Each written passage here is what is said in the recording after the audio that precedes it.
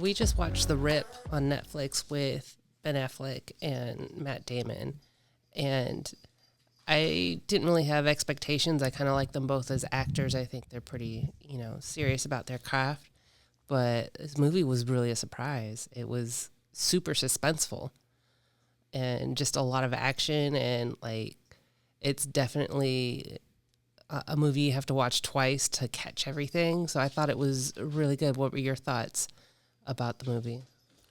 I like Matt Damon and Ben Affleck when they're together. Mm-hmm. Like for whatever reason, they seem to bring out the best in each other when they're acting on screen. Mm-hmm. Matt Damon is, always really good. Like if you go back to the Bourne Identity. Yeah. And Ben Affleck is good too. I don't know that I always like his movies, but when he's with Matt Damon, he's second to none. Yeah. But The Town, was Matt Damon in The Town? Matt Damon wasn't in The Town. But Ben Affleck was really good in The Town. That was one of his better movies. It really was. But he had Jeremy Renner in there. Yeah. And Jeremy Renner has he has a similar on-camera presence to Matt Damon. He has a similar, I want to say acting style as Matt Damon. I think you're right, because he was also in one of the Bourne spinoffs. And he was the next Bourne. Mm-hmm. And so there's a lot of similarities to him and Matt Damon. It's very easy to take them serious. You can't. It's hard to catch them acting. So when Ben Affleck is with Matt Damon, he's tip top shape. Yeah. You cannot catch him off his game at all. Mm-hmm. And just their boy. That's his boy. It's been, a lifetime together. Yeah. But with this movie, I thought it was really important movie based on the subtext of this movie. What was that? Well, you have, two different agencies, technically maybe three agencies, and they're dealing with corruption.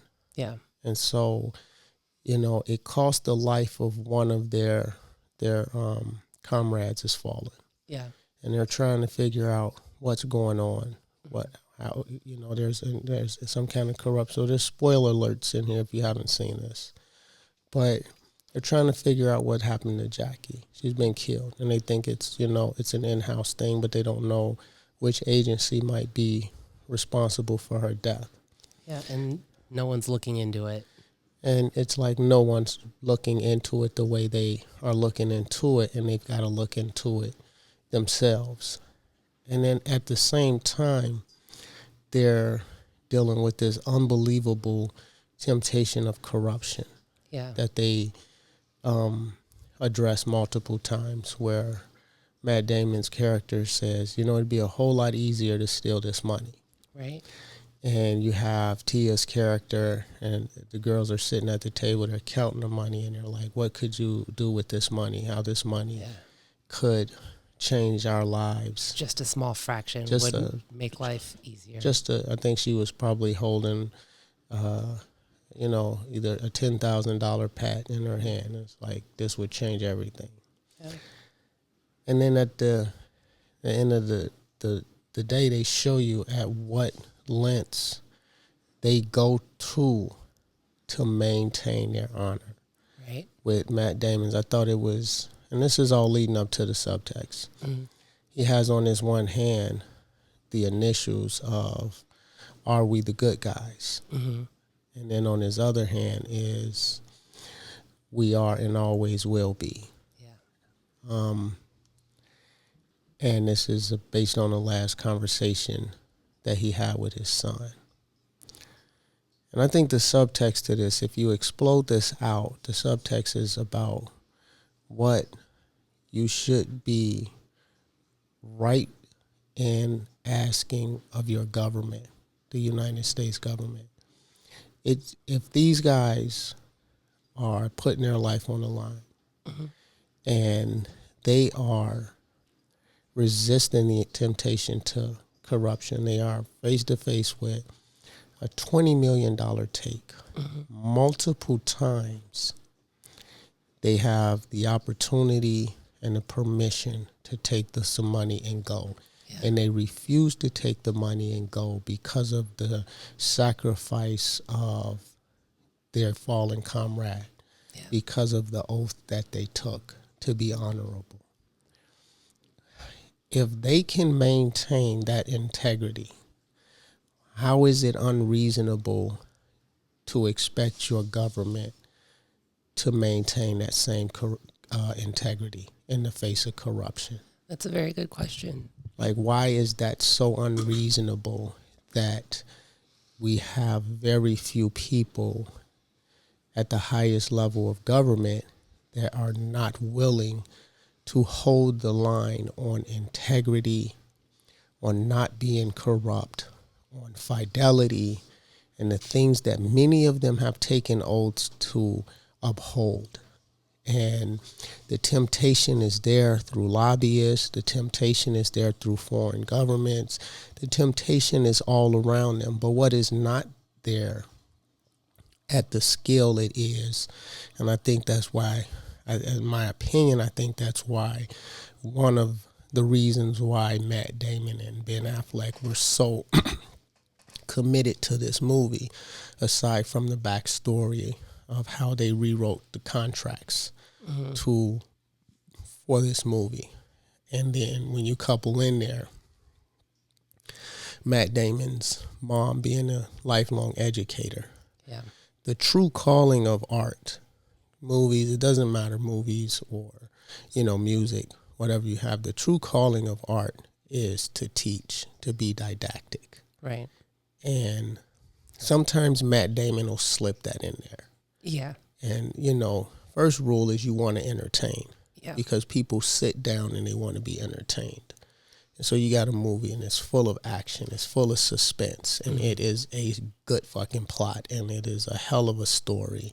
Right. But that subtext keeps jumping out at me, is if we can expect these cops to go to work every day and put their life on the line and not take, and they showed you, it was a point when they walked through every different officer and asked her, what was your final count? Yeah. And then asked the other officer, what was your final count? And then asked Matt Damon for his sheet of paper, his written down final count. And then they showed you that moment when the money counter clicked out and all those numbers matched. Yeah. And it was a down moment down to the dollar. Everybody across board, we maintain our integrity. We didn't want one fucking penny. And they're all living lives where they could have, justifiably or not, however you want to look at it, they could have pocketed some of that money. Yeah. Now, we have lifelong politicians in D.C. We have heads of agencies in D.C. that have taken oaths, and their lives are not on the line. Yeah. They are sitting pretty already. And then for some reason, they cannot resist the urge or the temptation for corruption. There's the head of the Department of Homeland, not Kristi Noem, the other guy, Holman. Yeah. That they have him like on a video taking a bag of cash with $50,000 in it. Yeah, I don't want to get into the specifics of any kind of corruption. I want to stay focused on the theme of the movie, because we'd spend all day and night talking about the examples of corruption in government, and I think that's why they did a movie where they don't go into that. They just it's a case where they're going to just lead by example. Right. If on this level, if these officers and those guys are out there, they're real. You got bad cops everywhere, but you've got good cops out there too. Yeah. And so you've got these guys out there holding the line, that are not corrupt, that's not putting one fucking penny in their pocket, and they're doing their job. And so how is it unreasonable for you to look up to your government and expect the same thing? Mm-hmm. You see what I mean? Yeah. And to me, I thought that was the biggest takeaway from this movie. Yeah. I thought it was really good. I thought it was interesting too, the cartel's position, because especially in the current environment, cartels and drug dealers, like they are the ultimate boogeyman. And in this, not that they're okay, but in the movie, they walk away. They don't want violence. They're cutting losses. Like it's not good for business. And it's a different picture than we always tend to paint.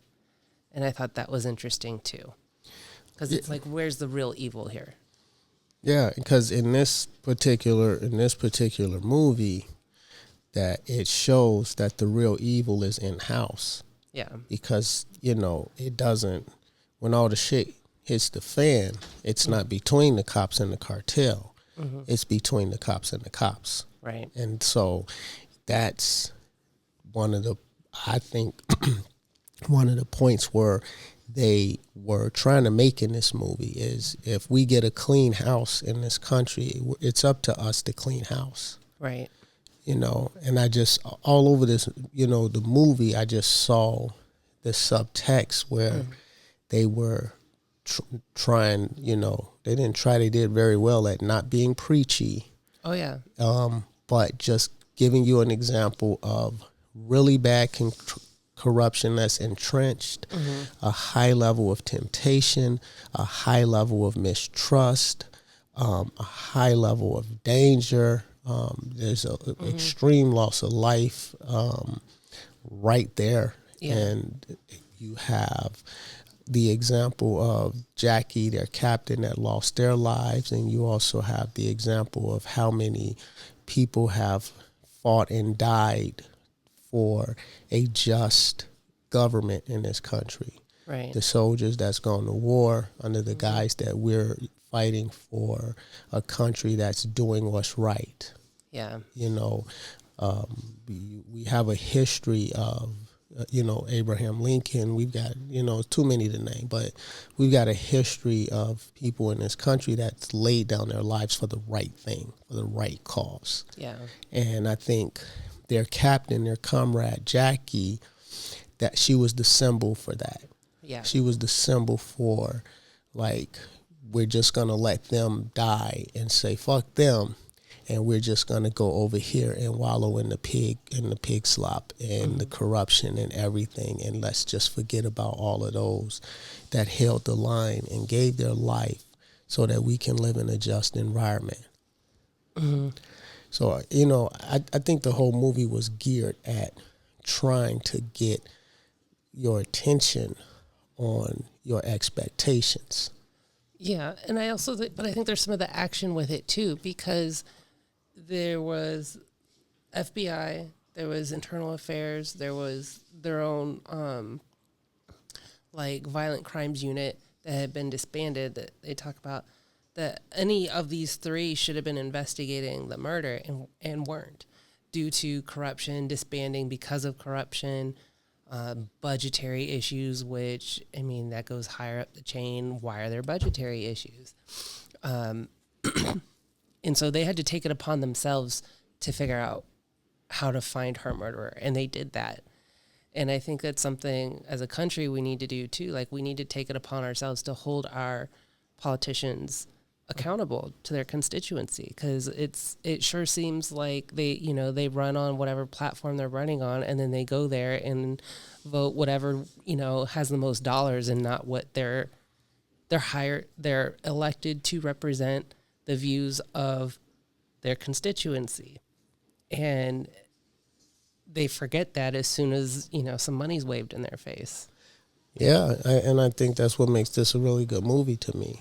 Because they had a lot of money waving in their face. Mm-hmm. There was a need for the money in their personal lives. Yeah. Their life was on the line, but they maintained integrity at that level and at that level of intensity. And you're going to work every single day, and it may be your last day.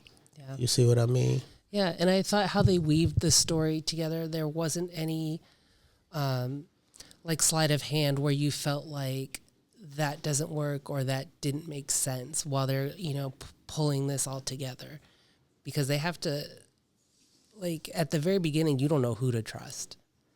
And as it's going through, it slowly pulls together and you can kind of figure it out, but it's still a surprise. It like the second time through, you're like, I know it. Now I see it. Now I see what I missed.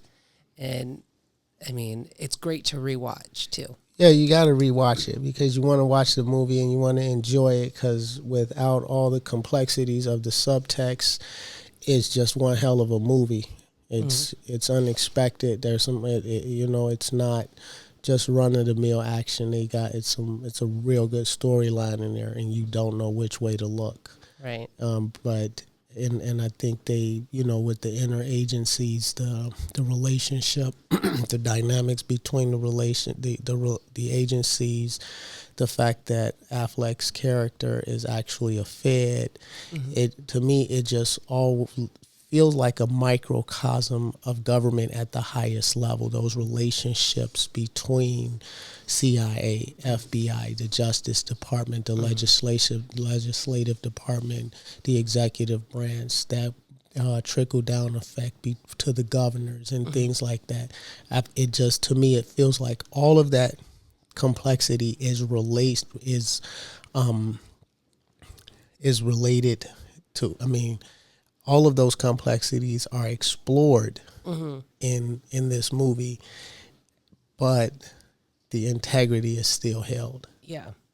Even at that moment where him and his brother are fighting back and forth. So you have the representations of agencies battling each other. Yeah. You have, but there, and then you have. But it's love too, because it's family. Yeah, because it should be. But then you have Affleck and Damon's character, where there's a degree of a loss of trust, and it's not from Damon's character or Affleck's character, but the mistrust is there, and it's really complex. Yeah. Because remember when he asks all his subordinates for their cell phones, and Affleck says, "Well, you want my cell phone?" He's like, "No, get the fuck out of here." You see what I mean? He doesn't even want his cell phone, so he obviously trusts him. Yeah. But then Damon kind of Affleck's character loses a little sight of it because Damon's movements are not adding up. Yeah, and at the end, they like Damon says, "I needed you to mistrust me so that everyone else believed it." Exactly, but it's kind of like that's what needs to happen in order to get our government back in line. You see, and if they can do it and maintain that integrity in a case like that, and I think this is to some degree based on a true story, but it was a great choice in making this movie because it's like a microscope into our government right now. Yeah. And real quick, one thing that you mentioned just real quick was how they did the contracts on the back end. They did something real unique on how they got their crew paid. They were able to get their crew paid more, I think, through like the viewing numbers on Netflix. Because usually, I think Netflix usually tries to do like a big lump sum and splash it around on the actors, but then the crew just kind of, they don't really get any part of the success of it. So I think they really structured it in a way that was innovative and creative and protects their crew. Yeah, I think it harkens back to Matt Damon's relationship with his mom, being a teacher, and the importance of what teachers do and the role that they actually play in society, but the level of appreciation that they get for it. And I think that's part of his subconscious. Yeah. Like he, you know what I mean? And so he moves with that. And, that's just my theory. Because that backstory with how they rework those contracts just kind of reminds me of this clip I saw, at this point decades ago with Matt Damon defending the sacrifice and the dedication of teachers, and and his mom's an educator, and those two things just kind of line up for me. Right. So what would you give this movie? How many stars? What's our star limit? I think we did 3. 3 or 4 stars? I thought it was 4. Let's go with 4. Yeah, 4 stars across Yeah. the board for this one. Yeah. Both Matt Damon, Ben Affleck are at the top of their game. The story is top notch. The plot, the writing. There's no holes in the writing. Right. You're on the edge of your seat almost from the very beginning. Yeah, you've gotta watch it again to realize there's 0 holes in the writing. Check it out.